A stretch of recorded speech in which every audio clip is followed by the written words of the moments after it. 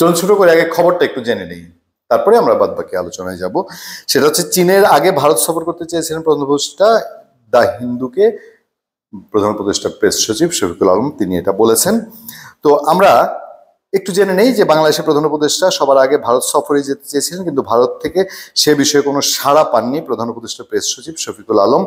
সর্বভারতীয় ইংরেজি দৈনিক দ্য হিন্দুকে কথা বলেছেন গতকাল মঙ্গলবার। দ্য হিন্দুকে এই কথা জানিয়ে প্রেস সচিব বলেন, চীন সফর চূড়ান্ত করার অনেক আগে প্রধান উপদেষ্টা ভারত যেতে চেয়েছিলেন। সেই ইচ্ছা প্রকাশ করে অন্তর্বর্তী সরকার গত ডিসেম্বরেই ভারতকে বার্তা পাঠিয়েছিল, কিন্তু দুঃখের বিষয়ে ভারত থেকে ইতিবাচক কোনো সাড়া না পাওয়া যায়নি। তিনি বলেন, বাংলাদেশি আগ্রহ প্রকাশ করেছিল চীন সফর চূড়ান্ত হওয়ার কয়েক সপ্তাহ আগে। বুধবার শুরু হচ্ছে অধ্যাপক ডক্টর মোহাম্মদ ইউনূসের চীন সফর। এই সফরে তার সঙ্গে চীন চলে গেছেন অলরেডি চীনের প্রেসিডেন্ট সি জিনপিং এর দ্বিপক্ষীয় বৈঠক আছে, আরো অনেক কিছু। আমি আরো একটা খবর দেখেছি, যে খবরে বলা হয়েছে পশ্চিম সহ বিভিন্ন দেশের ডক্টর মোহাম্মদ ইউনূসের এই চীন সফরের দিকে একটা নজর আছে। এবার আসেন মুদ্রা কথায়।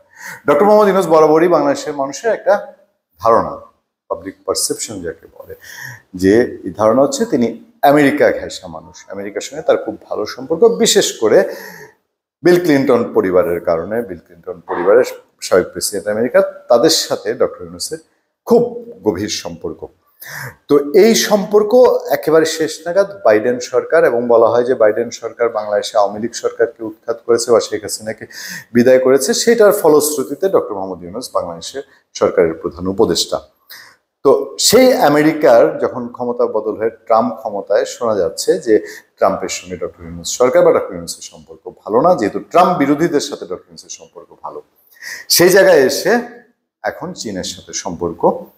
আমি একটা কথা আপনাদেরকে মনে করিয়ে দিই, দেখেন আওয়ামী লীগ সরকারের 16-17 বছরে চীনের সঙ্গে যেই ব্যবসা বাণিজ্য এবং চীনের যে বিনিয়োগ বাংলাদেশে ঘটেছে, এইটা একটা অন্তর্বর্তী সরকারের সময় এসে এটা কাভার দেওয়া, এর চেয়ে বেশি বিনিয়োগ সুযোগ দেওয়া সম্ভব না। স্টেট সোজা কথায় পুলিশ। সেই ক্ষেত্রে শেখ হাসিনা চীন থেকে তার বিশেষ চোখ বন্ধ করার সাপোর্ট সেটা পাননি, পেয়েছেন যেটা ভারত থেকে। ভারতে যেটা পেয়েছেন চীন থেকে উনি পাননি। কারণ কি? কারণ হচ্ছে চীন একটা বিজনেস কান্ট্রি। বাংলাদেশে চীন এখন দ্বিতীয় বৃহত্তম বিনিয়োগ করেছে।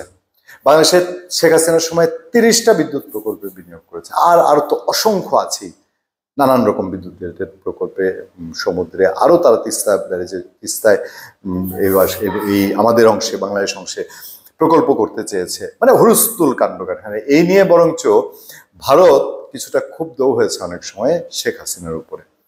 লাভের লাভ কি হয়েছে? এখন আমেরিকা চোখ রাখছে, সারা বিশ্বের অনেক দেশ ডক্টর ইউনূসের এই সফর চোখ রাখছে।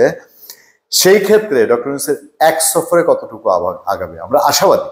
আমরা চাই ডক্টর ইউনূসের এই সফরটা ফলপ্রসূ হোক। তবে উনি ওই যে বিশ্ব খেলোয়াড় বলেছেন নিজেকে, যে ছোট মাঠে খেলেন না, বড় মাঠে খেলেন।